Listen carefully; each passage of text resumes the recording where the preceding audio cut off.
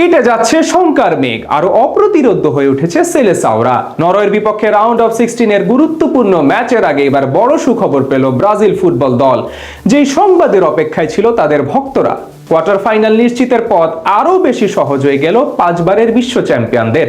নরওয়ের বিপক্ষে ম্যাচের পূর্বে তবে কি এমন সুখবর পেল ব্রাজিল, সেটাই জানবো রিপোর্টে।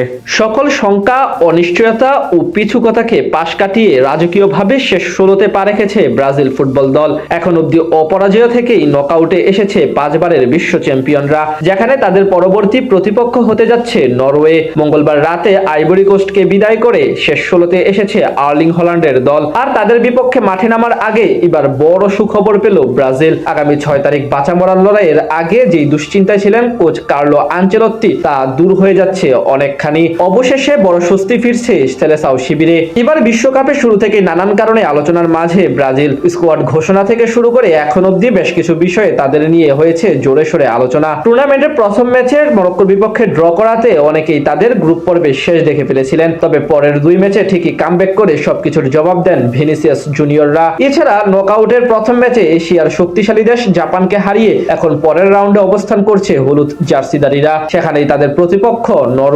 আর সেই ম্যাচের আগে এলো মন ভালো করার মতো এক সুখবর। টুর্নামেন্টে এখন পর্যন্ত ইনজুরি সমস্যায় ভুগছেন দলের অন্যতম বড় তারকা নেইমার জুনিয়র। স্কটল্যান্ডের বিপক্ষে মাঠে নামলেও ছিলেন না জাপানের সাথে। এদিকে তার মতোই গ্রুপ পর্বের হাইতির বিপক্ষে ম্যাচের মাঝপথে ইনজুরিতে পড়েন আরেক উইঙ্গার রাফিনিয়া। ম্যাচের 40তম মিনিটে উরুর চোটে পড়েন তিনি। এরপর চেষ্টা করেও খেলা চালিয়ে যেতে পারেননি বার্সা ফরওয়ার্ড। পরে ঝুঁকি না নিয়ে তাকে উঠিয়ে নেন কার্লো আনচেলত্তি। জানা যায় এই ইনজুরির কারণে চিকিৎসকদের পরামর্শে 10 দিনের বিশ্রামে থাকতে বলা হয়েছিল তাকে। জাপান ম্যাচের দিন 10 দিন পূর্ণ হয়েছে, তাই এখন অনেকটাই সেরে উঠেছেন রাফিনিয়া। জানা গেছে মঙ্গলবার অল্প অনুশীলন করেছেন তিনি এবং বুধবার সকালে ফিরেছেন প্র্যাকটিস সেশনে। তাকে নিবিড় পরিচর্যা করছে ব্রাজিলের মেডিকেল টিম। 10 দিন বিশ্রামে থাকার পর এখন অনেকটা সুস্থ হয়ে উঠেছেন এই ফরওয়ার্ড। যেহেতু পরবর্তী ম্যাচের এখনো বাকি 5 দিন, এর মাঝে রাফিনিয়ার সুস্থ হয়ে ওঠার বিষয়ে পজিটিভ টিম ম্যানেজমেন্ট, তাই নরওয়ের বিপক্ষে দেখা যেতে পারে তাকে।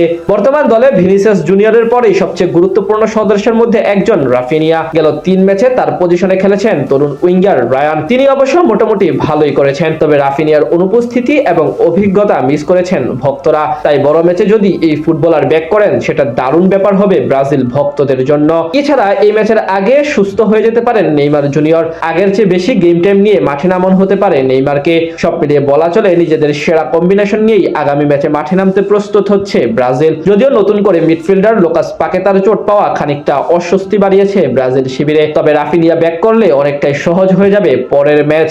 সকল শঙ্কা, অনিশ্চয়তা ও পিছুকতাকে পাশ কাটিয়ে রাজকীয়ভাবে শেষ 16তে পা রেখেছে ব্রাজিল ফুটবল দল।